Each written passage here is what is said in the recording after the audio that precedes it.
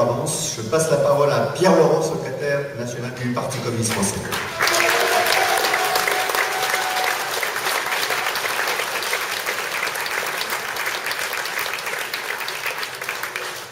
Merci à tous et toutes.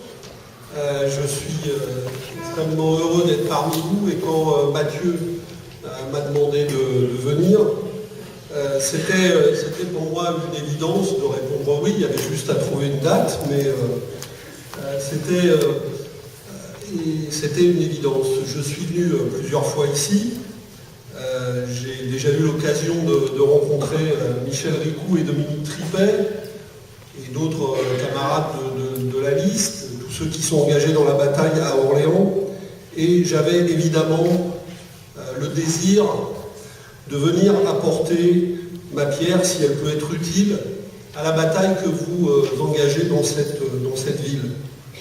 Mais je sais aussi, évidemment, et c'était le sens de ma présence, qu'il est important, que sont importants tous les combats que nous menons dans le département, ici dans cette ville d'Orléans, mais aussi à Chalette, à Saran, à Montargis, à la Chapelle-Saint-Mémin, dans beaucoup d'autres villes du département, où nous ambitionnons de conforter les positions du Front de Gauche, de leur donner du poids pour modifier les rapports de force et pouvoir mener des batailles qui, effectivement, sont énormes. Et je pense que la présence aussi parmi nous de Marie-Vonne Autain, de Daniel Touvenin, de Franck de Monod, je crois, n'est pas là, mais on le saluera, et les camarades de Chalette qui sont là le feront.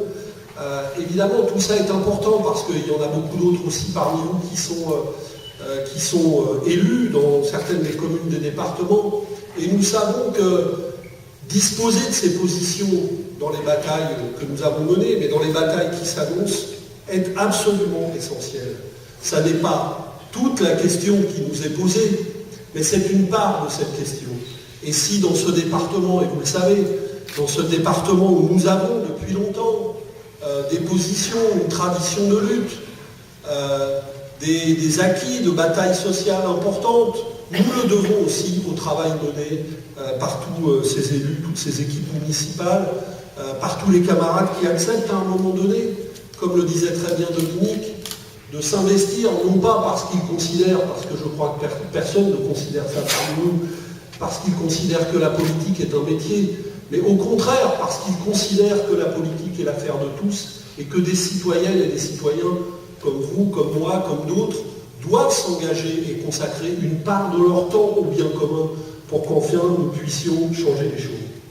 Alors, nous avons, c'est évident, et je vais essayer de ne pas répéter tout ce qui a été dit déjà, je crois que tout le monde a conscience des défis énormes qui sont devant nous.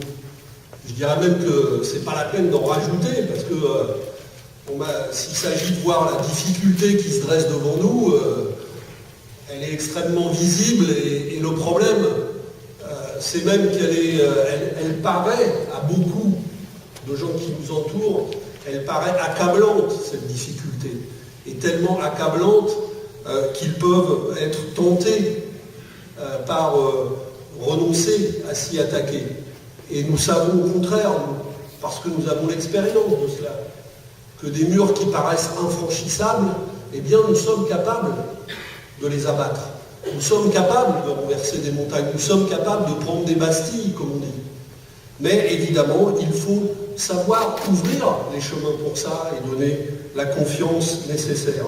Alors moi, c'est à ça que je veux consacrer mon propos, plutôt que d'écrire toutes les difficultés que nous connaissons de la situation et que beaucoup ont déjà rappelé. C'est que faire dans cette situation? Nous le voyons bien, ce qui est important, c'est qu'il va falloir changer les rapports de force, il va falloir donner confiance au plus grand nombre, leur donner la force de combattre cette politique gouvernementale dans laquelle ils ne se reconnaissent pas. Parce que toutes les enquêtes d'opinion le montrent, François Hollande n'a aucune majorité sur cette politique dans le pays. Il n'y a aucune majorité, il n'y a pas de majorité dans le pays, il n'y a pas de majorité dans la gauche pour soutenir cette politique, il n'y a pas de majorité dans son propre électorat socialiste, et il n'y a peut-être même pas de majorité dans le Parti socialiste lui-même, en vérité, pour soutenir cette politique, que les institutions et les pouvoirs exorbitants donnés au président de la République lui permettent d'imposer à tous, comme effectivement le disait Éric, comme le faisait avant un monarque, et comme l'avait fait Sarkozy en utilisant les institutions présidentielles, qui donnent en vérité aujourd'hui tous les pouvoirs à l'Élysée au détriment de tout l'édifice démocratique. Et c'est un des graves problèmes auxquels il faudra bien s'attaquer un jour et qui nous avait conduit à porter dans la présidentielle la revendication d'une 6e République. Il n'y a donc pas de majorité pour cette politique. Il n'y a pas de majorité de gauche pour cette politique. Et nous croyons qu'il est possible d'en mener une autre dans le pays, et c'est à cela que nous voulons travailler. Alors les objectifs, je crois, ils sont concrets. Le premier d'entre eux, évidemment, puisqu'on est à Orléans, c'est qu'il faut écarter la droite de cette ville. Parce qu'on nous dit parfois, il y a un journaliste tout à l'heure qui me disait ça, que vous avez un maire de droite plus soft que certains visages de la droite actuelle. C'est vrai que la droite présente des visages multiples, mais ce qui la caractérise, c'est qu'elle converge. Tous ces courants de droite et d'extrême droite sont en train de converger pour essayer de reconquérir le pouvoir et pour essayer d'abattre tout l'édifice social et républicain. Et les tendances les plus anti-républicaines de la droite, qu'on croyait avoir enterrées, provisoirement contenues, on les voit ressortir de la manière la plus hideuse. Et vous avez un maire et des forces qui le soutiennent, qui sont de cette famille politique, qui vient aux États généraux de l'UMP il y a à peine quelques semaines, d'adopter un programme dont personne ne parle, d'ailleurs, mais qui mérite d'être lu. Je ne vous conseille pas, évidemment, de faire de la publicité, mais pour votre culture personnelle, allez voir sur le site de l'UMP le programme adopté aux États généraux de l'UMP il y a quelques semaines. C'est l'horreur totale en tout point. Et il faut bien voir que cette droite, elle a l'ambition, effectivement, de tout mettre à bas, de s'attaquer à tout, elle se sent pousser des ailes. Et on le voit tous les jours. Ce qui est en train de se passer, parce que c'est évident que le MEDEF est au cœur de ce dispositif, et Pierre Gattaz le premier, au cœur de ce dispositif de droite, eh bien, on le voit dans les négociations sur l'indemnisation du chômage. Soit dit en passant, ce n'est pas un hasard, parce qu'en ce moment, dans toute l'Europe, il y a des réformes de l'indemnisation du chômage. Vous savez, en Europe, ça procède par vagues. Il y a des directives européennes. Et quand ils commencent à s'attaquer à quelque chose dans un pays, et on l'a vu avec les accords sur la flexibilisation du travail et ce qui a conduit à l'ANI chez nous, avec une vague de déréglementation du travail en même temps dans tous les pays européens. C'est exactement ce qui est en train de se passer sur l'indemnisation du chômage, où il y a une réforme en Belgique, une réforme aux Pays-Bas, une réforme en Italie, une réforme en France. Partout en même temps on s'attaque à cette question. Et le programme du MEDEF dans ces négociations d'indemnisation du chômage, il est extrêmement clair, on en a parlé tout à l'heure, mettre par terre toutes les garanties actuelles et plonger un plus grand nombre encore de chômeurs dans l'absence d'indemnisation ou des indemnisations tellement ridicules qu'elles ne reviendraient à rien du tout. Pierre Gattaz, son programme, il est très clair. Et effectivement, cette scène où on a vu le président de la République l'embarquer dans ses bagages dans le voyage aux États-Unis pour que le président du MEF crache dans la soupe du pacte de responsabilité qu'il a lui-même réclamé en disant qu'il n'y aurait aucune contrepartie, chiffrer ce qu'il dit haut et fort partout pour ceux qui veulent l'entendre. Cette scène incroyable qui est l'humiliation du président de la République, et encore c'est lui qui a pris la responsabilité de l'emmener, donc ça ne me rendrait pas forcément triste, mais à travers lui l'humiliation effectivement de la France, et de la France sur les terres américaines. Or, en vérité, ce que veut masquer Gattaz, et c'est là-dessus que nous avons beaucoup d'explications à donner, et cette démonstration, on peut la faire dans les entreprises, on peut la faire localement, on peut la faire régionalement, on peut la faire nationalement, mais évidemment, c'est un travail énorme. C'est qu'il existe des richesses considérables qui sont produites par le travail sur le territoire national. et qui sont détournés, de plus en plus détournés par le système actuel vers la finance, vers les dividendes.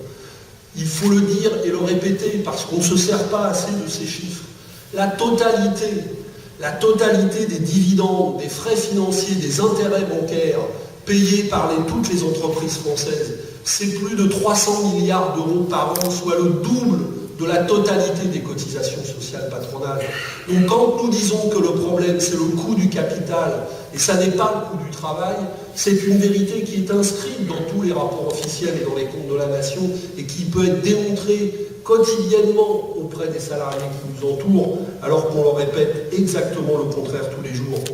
La totalité des cadeaux fiscaux, des exonérations, des cadeaux fiscaux faits aux entreprises, des exonérations de toutes sortes sur les dernières années, là aussi c'est près de 300 milliards d'euros cumulés sur les 3 dernières années, 295 milliards d'euros exactement. Et l'évasion fiscale, c'est au minimum, les évaluations varient, l'évasion fiscale c'est au minimum 35 milliards d'euros et au maximum 80 milliards d'euros.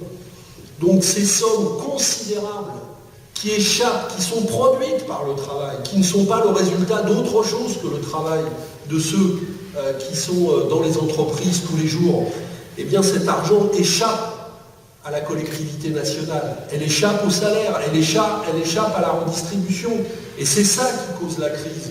C'est que plus nous produisons de richesses, plus la productivité augmente, et bien plus la part de l'argent qui est créée par ces richesses va aux dividendes. Et nous sommes dans cette aberration totale, vous qui êtes dans un département où il y a tous les jours des emplois industriels et des emplois de services qui sont mis en cause, dans cette aberration où alors que les dividendes représentaient 5% de la valeur ajoutée, il y a 15 ans, les dividendes représentent maintenant près de 25% de la valeur ajoutée, et la part des dividendes distribués par les entreprises, c'est-à-dire du fric qui va à la finance, qui va au fric lui-même, pour nourrir la machine financière, est supérieure à la totalité de l'argent consacré par les entreprises à l'investissement.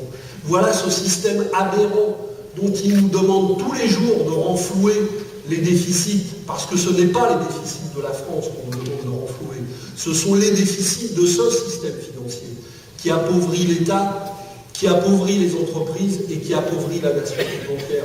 Et si nous continuons dans ce système-là, il n'y a aucune sortie de crise possible, il n'y a aucun bout du tunnel. Et tout ce qui se passe en Europe le montre.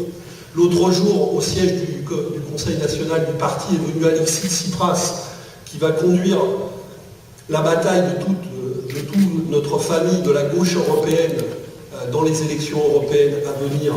Dans son pays, dans la Grèce, on en est au 8e plan d'austérité sur les 5 dernières années. La dette publique, puisque c'est le prétexte à tous les plans d'austérité qui ont été conduits en Grèce, était de 110% du PIB au début de la crise. Eh bien, la dette publique grecque aujourd'hui, elle est à 175% du PIB.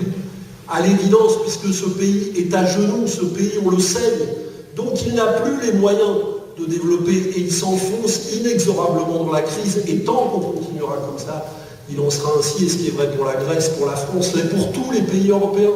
Et comme l'essentiel des échanges de nos économies se font entre pays européens, eh bien tant qu'on abaisse l'Europe tout entière, on tire notre propre pays vers le bas. C'est ce système-là auquel il faut s'attaquer. Et c'est la responsabilité de ce système qui est sans cesse masqué par Gattaz et par les siens pour demander qu'on poursuive dans la même direction. Et c'est à cela qu'il faut s'attaquer. Mais l'offensive de droite, elle n'est pas que sur ça. On voit bien qu'elle prend maintenant des proportions encore plus inquiétantes, avec les attaques sur les droits des femmes, dont parlait Dominique. Ce qui se passe est extrêmement grave et inquiétant, parce qu'il faut bien voir que l'offensive qui est venue de la droite espagnole contre l'IVG, ce n'est pas seulement une offensive en Espagne. L'avortement est inexistant quasiment en Pologne, maintenant en Hongrie, en Irlande. Il y a des pays où il y a un droit qui existe et qui est en vérité inaccessible pour différentes raisons, soit parce que les structures n'existent quasiment pas, soit parce que c'est inaccessible ou tellement difficilement toléré par les femmes qu'elles ne peuvent pas le faire. Et en France, nous savons que le droit à l'IVG existe, mais que l'accès au droit à l'IVG, c'est encore une autre question. Et avec ce qui se passe sur la fermeture des services hospitaliers, Nous savons tous que dans certaines régions françaises, il devient quasiment impossible d'avoir recours dans de bonnes conditions au droit à l'IVG. Et cette attaque contre les droits des femmes peut, si nous la laissons faire, aller très très loin. Et on voit bien que c'est une attaque beaucoup plus profonde sur la question de l'égalité en général. Et ce qui vient de se passer à propos de l'attaque et des rumeurs sur les ABC de l'égalité à l'école sont extrêmement inquiétants de ce point de vue. Donc on voit bien que c'est une offensive, je le répète, de la droite, de l'ultra-droite, sur tout le modèle social et républicain français, pour mettre à bas l'ensemble des acquis qui ont été ceux de décennies de lutte et qui, au contraire, protègent la société française de l'enfoncement généralisé. Nous avons donc une droite, et elle est aux affaires à Orléans et dans beaucoup trop de villes, qui est agressive, qui est insatiable, qui est assoiffée de revanche politique. Et nous ne pouvons pas la laisser faire. Nous ne pouvons pas la laisser gagner d'impositions supplémentaires. Et effectivement, il importe au plus haut point de mener la bataille dans des villes comme Orléans, mais comme dans beaucoup d'autres villes, comme nous la menons à Calais avec Jackie Hénin, au Havre avec Nathalie Neil, et dans beaucoup d'autres grandes villes françaises, à La Ciotat avec un communiste qui dirige la liste d'Union, et dans beaucoup d'autres villes, effectivement, il importe au plus haut point de mener la bataille pour continuer à faire reculer les positions de droite et d'ultra-droite dans ce pays. Et il faut que nous combattions avec fermeté le prétendu label anti-système qu'on accole sur une partie de ces courants de droite et d'ultra-droite ou ces courants d'extrême droite. Parce que la manifestation qu'on a vue, la manifestation du jour de colère, où les discours anti-Le Pen, les discours de Le Pen ne sont pas des discours anti-système. Toute cette opération généralisée, c'est le meilleur allié du système. Parce que toutes ces mobilisations de droite détournent les gens de la responsabilité de la crise pour au contraire les diviser entre eux, opposer les travailleurs entre eux, les immigrés et les Français, les prétendus assistés chômeurs et les autres, ceux qui ont du boulot, le public et le privé, les travailleurs français avec les travailleurs espagnols, les travailleurs grecs, les travailleurs détachés avec les travailleurs sous statut. Et cette entreprise qui vise à diviser le monde du travail, eh bien si nous la laissons perdurer, elle installera pour des décennies un système violent, un système de jungle sociale qui sera extrêmement dangereux. Voilà ce que nous combattons en ce moment. Mais c'est évident, et je reviens à la deuxième idée, que cette offensive ultra-droite, elle n'est possible que grâce à la capitulation du gouvernement Hollande. Le gouvernement Hollande a pris une terrible responsabilité en engageant la politique qu'il a engagée. Parce qu'au moment où, précisément après 10 ans de droite dans notre pays, le peuple français a donné une majorité pour changer le système et pour changer de cap, eh bien la trahison gouvernementale, la trahison de cette parole populaire, elle offre à la droite et à l'ultra-droite l'occasion d'essayer de s'engouffrer dans la brèche et l'encourage à mener son offensive. Et nous avons le devoir de mener la bataille sur l'ensemble du front, c'est-à-dire à la fois pour faire reculer la droite et l'ultra-droite, et ici, à Orléans, pour construire la reconquête pour des politiques sociales, pour des vraies politiques de solidarité, pour des politiques de gauche. Et pour pouvoir le faire, nous avons devant la capitulation et le renoncement gouvernemental, l'impérieux besoin de construire le rassemblement des forces de gauche qui existent dans ce pays. Les gens de gauche dans son pays qui ont donné la majorité pour virer Sarkozy, ces gens-là sont toujours là. Ils sont toujours attachés à des valeurs de gauche. Vous les côtoyez autour de vous, au travail. Oui, ils sont découragés par la politique du gouvernement. Oui, le gouvernement démobilise ces gens, les démoralise, les divise. Mais il n'en reste pas moins que ces travailleurs qui nous entourent sont des gens qui restent attachés aux valeurs d'égalité et que nous pouvons mobiliser à condition d'avoir comme objectif permanent ce travail de rassemblement et de reconstruction. Et nous devons dire les choses clairement sur la responsabilité du gouvernement. Le pacte de responsabilité, moi j'ai dit dès le premier jour, c'est un pacte d'irresponsabilité sociale. Oui, dans la situation de crise que nous connaissons, mettre en œuvre, s'il était mis en œuvre, ce pacte, ce serait catastrophique, non seulement parce qu'il prévoit 35 milliards de cadeaux nouveaux pour les entreprises. Or, nous savons que cet argent ira, on nous parle de contrepartie, mais Gattaz lui-même a ruiné l'idée des contreparties. Il a dit qu'il n'y en aurait pas. Et il n'y en aura pas. Parce que cet argent ira directement, parce que c'est le fondement du système actuel pour nourrir l'explosion des dividendes et la rente financière. Et donc, on met de l'argent dans un puits sans fond, en tout cas au regard des intérêts de la société, même si certains s'engraissent avec. Donc, non seulement c'est ça, mais en plus, il prévoit de diminuer l'impôt sur les sociétés. Parce que cette politique de distribution d'argent supplémentaire, les 35 milliards qu'on va donner aux entreprises, va augmenter, ils le disent d'ailleurs, c'est fait pour redresser les marges. Ça veut dire quoi? Ça veut dire que ça va augmenter les profits. Eh bien, pour que ces profits ne soient pas récupérés par la nation, le gouvernement prévoit en plus de baisser l'impôt sur les sociétés, en disant si on ne baisse pas l'impôt sur les sociétés, on va leur donner de l'argent, mais ils vont nous le rendre en impôt, donc on baisse l'impôt sur les sociétés en plus, au moment où les gens sont matraqués par la TVA et par le reste. Quant aux 50 milliards d'économies de dépenses publiques, c'est effectivement, je crois que c'est Michel qui l'a dit, c'est uniquement, il n'y a pas, on nous dit le gâchis, le millefeuille, mais tout ça c'est de la littérature. Les 50 milliards, c'est de l'emploi public et des services publics en moins, tout simplement.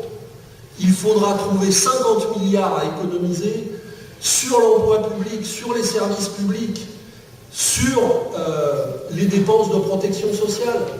Et on commence à nous dire, c'est la une du Monde ce soir, qu'il faudra bloquer les salaires et diminuer l'emploi et les dépenses dans les hôpitaux. Tout le monde connaît la situation des hôpitaux. Donc nous allons vers des catastrophes sociales. Il y a des pays européens qui connaissent, il faut le savoir, qui connaissent à nouveau des crises humanitaires. En Grèce, on parle de crise humanitaire, comme on parle de crise humanitaire dans certains pays d'Afrique ou pays dans d'autres régions du monde. Donc nous sommes dans cette situation. Et la politique d'Hollande conduit tout droit à ça. On nous dit une des cibles privilégiées vont être les collectivités locales. Mais ce qui est vrai au plan social est vrai par exemple dans le domaine de la culture. 70% des dépenses culturelles du pays, de l'investissement public en matière de culture, c'est les collectivités locales. Si on tape comme des brutes dans les dépenses des collectivités locales, eh bien on tuera la politique publique culturelle dans le pays. Il n'y en aura plus. Et même dans des petits déjeuners off, comme parlementaire, j'étais dans un petit déjeuner avec la ministre de la Culture, Aurélie Filippetti, qui n'arrête pas de répéter partout quand elle parle publiquement, qui dit il faut que la culture prenne sa part de sacrifice, etc. Alors que la culture a déjà un budget totalement ridicule. Mais quand elle réunit les parlementaires de la majorité, enfin de la gauche, moi j'y étais parce que je suis membre de la commission culture au Sénat, elle dit vous savez, il faut faire attention parce que il faudrait que vous disiez qu'il faut essayer de ne pas trop s'attaquer aux dépenses culturelles parce qu'ils veulent régionaliser les dépenses de culture, etc. Donc lui piquer en vérité, parce que c'est ça qu'il y a derrière, ils veulent lui piquer le tiers du budget culture. Autrement dit, si on laisse faire ça, il y aura un truc qui s'appellera ministère de la Culture et qui n'aura plus aucun moyen, exactement comme c'est le cas déjà du ministère des Sports, qui porte un nom, mais qui n'a plus aucun moyen dans les départements de mener des politiques publiques ambitieuses, et il ne reste plus que la politique associative, en vérité, à part le fric qu'on file dans les plus grandes structures professionnelles. Donc on a un système professionnel avec de plus en plus de fric, et après on a le monde associatif qui se débrouille. Et entre ça, il n'y a plus de politique publique et plus de structure publique. Eh bien, si on laisse faire la politique que préconise Hollande, c'est exactement ce qui va se passer dans tous les domaines. Donc nous ne pouvons pas laisser cette politique qui cède au MEDEF, qui est absolument dramatique. Et si on ne peut, s'il faut qu'on mène cette bataille contre la droite et l'extrême droite, et qu'on ne laisse pas faire cette politique de démission, eh bien nous n'avons qu'un seul chemin. Notre chemin est de reconstruire avec constance, avec détermination et avec confiance, parce que je le répète, les forces existent, même si nous traversons, mais on sait que ça existe. Il y a eu des moments de montée pour battre Sarkozy, et il y a des moments plus difficiles, on est dans un moment un peu plus difficile, c'est vrai. Eh bien, il faut mener avec constance la bataille pour construire une alternative de gauche. Et nous sommes bien plus. En tout cas, moi, c'est ma conviction. Nous sommes dans cette situation bien plus qu'une opposition de gauche. Nous sommes la force qui dit haut et fort, il faut une nouvelle majorité de gauche pour mener une politique de gauche, avec la majorité qui dans ce pays veut une politique de gauche. Nous sommes la force qui voulons animer le travail de rassemblement de toutes ces forces pour continuer à mener des politiques de gauche. Et nous voulons le faire dans les communes, parce qu'effectivement, dans les communes, il n'y a pas des majorités de gens qui disent qu'il faut liquider les dépenses publiques, il faut faire de l'austérité partout, et il n'y a que des dépenses publiques à supprimer. Nous savons très bien que dès que nous allons sur le terrain, il y a une majorité de gens qui expriment des besoins sociaux et qui demandent des politiques publiques en adéquation. Donc nous voulons rassembler ces forces-là et faire de toutes les communes où c'est possible et des communes qui résistent aux politiques d'austérité et qui continuent de revendiquer des politiques publiques. Et soit dit entre nous, ça n'est pas seulement possible dans les communes que nous dirigeons, c'est possible dans les communes que nous dirigeons, avec aussi des batailles d'ailleurs, parce qu'il faut les obtenir après les moyens de mener ces politiques-là. Mais nous le savons, des élus en font la démonstration, des élus, y compris, tu le disais tout à l'heure, des élus d'opposition, qui sont des fois qui siègent face à des majorités de droite dans des villes, font la démonstration grâce à leur travail et encouragent des gens à continuer à se battre, que ces politiques publiques locales sont possibles, donnent confiance à des gens qui, dans le mouvement associatif, dans le mouvement syndical, dans des associations dans les villes, continuent à se battre pour maintenir des politiques publiques qui sinon n'existeraient pas. Donc nous voulons faire cette démonstration à tous les étages de la société, que ces politiques publiques, ces politiques de gauche sont possibles. Et nous voulons engager cette bataille sur tous les fronts, évidemment avec un objectif national, qui est de construire, et le plus vite possible, une autre majorité de gauche, un autre gouvernement, une autre politique. Mais sur le chemin de cette construction, oui, nous sommes prêts à marquer tous les points possibles, à engranger toutes les positions possibles, à construire progressivement les rapports de force qui conduiront à cette victoire-là. Et c'est ce que nous voulons faire dans les élections municipales au plus près du local. C'est ce que nous ferons l'année prochaine dans les élections régionales ou les élections cantonales. Et c'est ce que nous voulons faire aussi au-dessus, je dirais, dans les élections européennes, où nous ambitionnons de changer les politiques européennes. Parce que ça ne peut pas être dans une telle crise, avec des travailleurs qui expriment les mêmes intérêts en Espagne, au Portugal, en Allemagne, en Grèce, en France. Nous, les internationalistes que nous sommes, nous ne pouvons pas dire, eh bien, chacun se débrouille chez lui. Nous avons besoin de travailler à unir ces forces européennes, à leur donner de la force et de la voix, face à un patronat qui, lui, est uni comme les deux doigts de la main au niveau européen, même si des fois, ils se battent pour les parts de marché, mais qui, en tout cas, pour ce qui est d'abaisser les salaires et de faire du dumping social, sont tous d'accord sur la même chose. Donc, il faut unir les travailleurs européens pour créer là aussi des rapports de force nouveaux, et c'est ce que nous allons faire avec la campagne des élections européennes. Donc cette bataille-là, on la mène à tous les niveaux avec cet objectif-là, et je pense qu'il y a, je le répète, il peut y avoir des débats sur la manière de s'y prendre, et il y en a y compris dans le front gauche, et il y en a dans la gauche, et il y en a avec des forces qui critiquent la politique gouvernementale. Mais nous, notre responsabilité historique dans ce moment-là, c'est de continuer justement ce combat-là et de montrer que des chemins sont possibles, de rassembler ceux qui peuvent l'être, de faire les avancées, les percées qui sont possibles. Et je pense que dans cette bataille municipale, où il y a encore beaucoup de positions de gauche dans notre pays, dues à l'histoire, eh bien nous avons le devoir de préserver ces positions et de renforcer la place des forces communistes, des forces du front gauche dans ces positions pour pouvoir les aider à évoluer. Donc notre travail aujourd'hui, c'est effectivement, et nous sommes plusieurs responsables du front gauche à l'avoir fait ces jours-ci, oui, nous lançons un appel à tous ceux qui à gauche critiquent la politique gouvernementale pour leur dire il est temps, il n'y a plus rien à attendre. N'attendez pas de geste de l'Élysée parce qu'il ne viendra pas ce geste. On voit bien qu'Hollande a décidé d'assumer sa politique jusqu'au bout. Donc, vous êtes confrontés à la même question que nous. Vous êtes confrontés à la question de travailler avec nous localement, de travailler avec nous nationalement, en Europe, à d'autres rapports de force, pour mener d'autres politiques. Nous devons encourager les gens à s'exprimer dans ce sens-là. Ils ne diront pas tous exactement la même chose que nous. Ils iront peut-être moins loin que nous dans la critique. Mais si nous voulons avancer, nous devons encourager ce mouvement. Et même quand parfois les expressions nous paraîtront timides, eh bien nous devrons les encourager. Nous devrons continuer à tendre la main. Parce que sinon, comment avancer? Nous n'avancerons pas si nous nous conquérisons.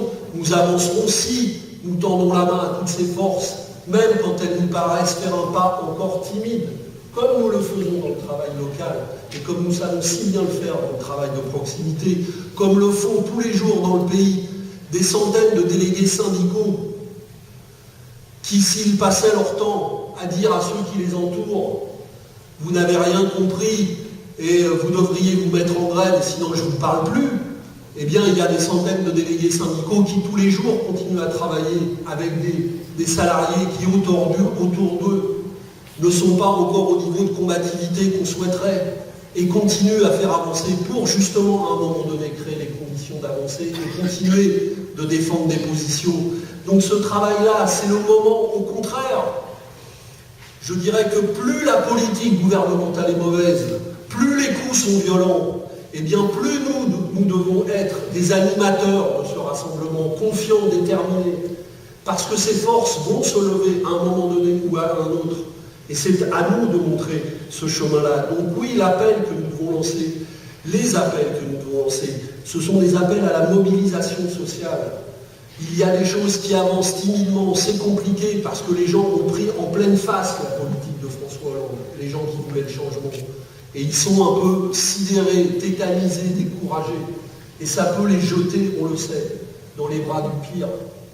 Eh bien, il faut construire les chemins de cette mobilisation sociale. Et par exemple, moi je crois que nous, les militants du Front de Gauche, nous devons être aux côtés des syndicalistes qui essayent tous les jours de développer ce mouvement social. Nous devons encourager, nous avons soutenu la journée du 6 février, il faut encourager la mobilisation syndicale qui se prépare pour le 18 mars.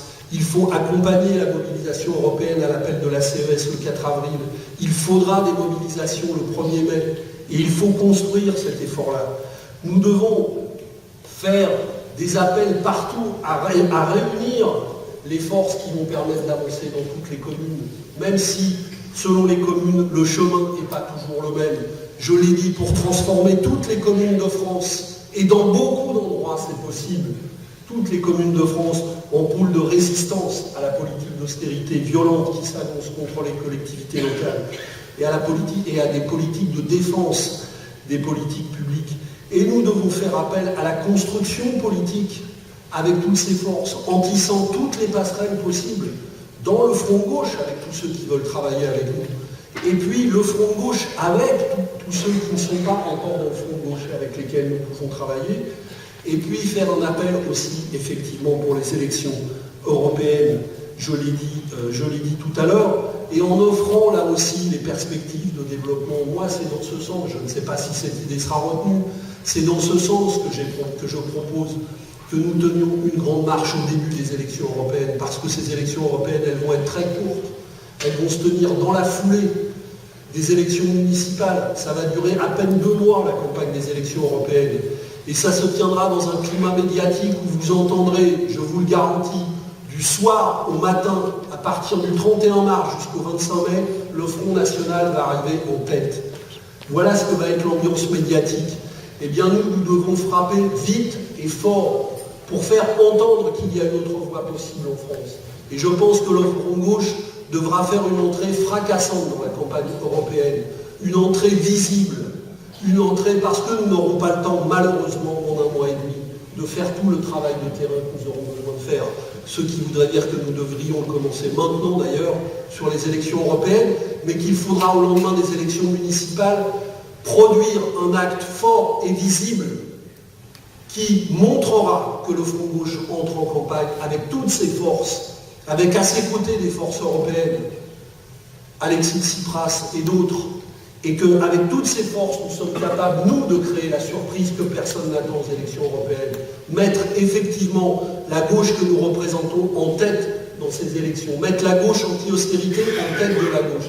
Et je pense qu'aux élections européennes, contrairement à ce qu'on nous bassine avec les sondages, c'est encore parfaitement possible.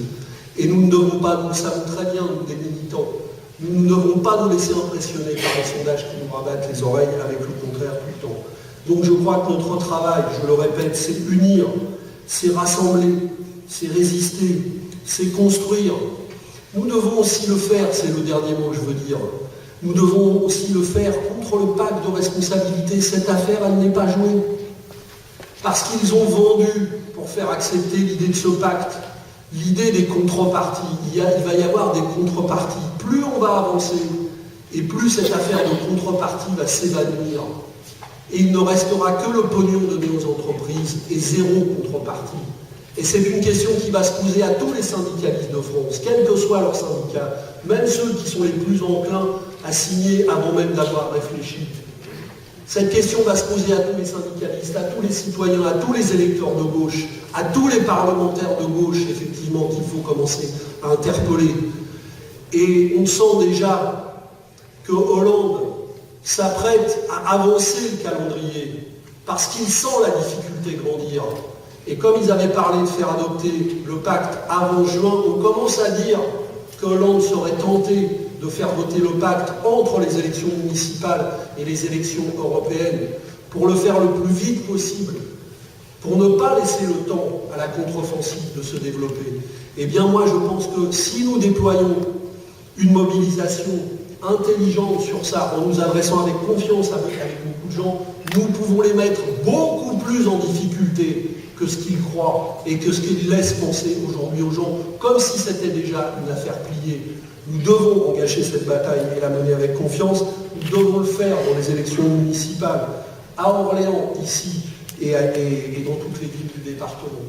Et c'est là-dessus que je veux conclure. Moi, je veux souhaiter le travail que vous avez engagé ici, avec la liste à Orléans conduite par Michel et par Dominique, avec tout le travail que vous menez dans les autres communes du département.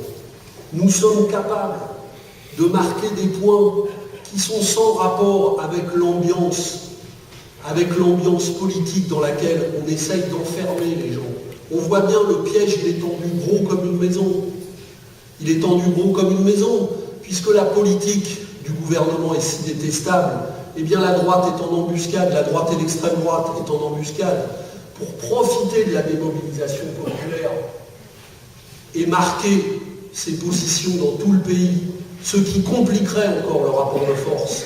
Donc la question que nous avons, nous, c'est effectivement, et nous savons que c'est un travail difficile dans ce climat-là, donc il ne peut se gagner qu'au porte-à-porte, que dans les discussions quotidiennes avec tout le monde. Il faut mener un travail de mobilisation et dire aux gens qu'il est possible de donner du sens à votre vote. Vous n'êtes pas obligé de choisir dans ce piège. Vous pouvez donner du sens dans votre vote en lui donnant du sens contre l'austérité, en appuyant les objectifs que nous défendons, en appuyant les candidats et les listes que nous proposons. Eh bien ce travail-là, il est indispensable parce qu'en plus il va compter dans les 6 années à venir, parce que les positions que nous allons gagner, nous les aurons ou nous ne les aurons pas pour affronter les 6 années à venir, et nous savons tous que ça compte beaucoup, surtout pour les populations, pour les habitants, pour les communes. Mais au-delà de ça, de manière immédiate, je dirais, ça comptera dans le rapport de force pour aborder la campagne européenne et pour aborder tout le travail de construction politique qui est devant nous et qui va nous obliger, compte tenu de cette situation, à reconstruire une alternative de gauche pour reconstruire une nouvelle majorité de gauche qui reste notre objectif, une majorité de lutte contre le patronat, une majorité de transformation sociale. Alors moi, je souhaite bon vent à la liste d'Orléans, bon vent à toutes nos listes, bon vent à tous nos maires, tous nos maires, et bon vent à tous nos candidats, quelles que soient les situations locales. En tout cas, bon vent à tous les combats que vous avez décidé de mener. Et nous savons, parce que nous sommes des combattants, que notre travail paye toujours, des fois pas toujours aussi vite qu'on le voudrait, mais en tout cas qu'il est indispensable et puis qu'il fait partie du bonheur et de la fraternité que nous construisons au quotidien. Donc, Bon travail à tous. Merci.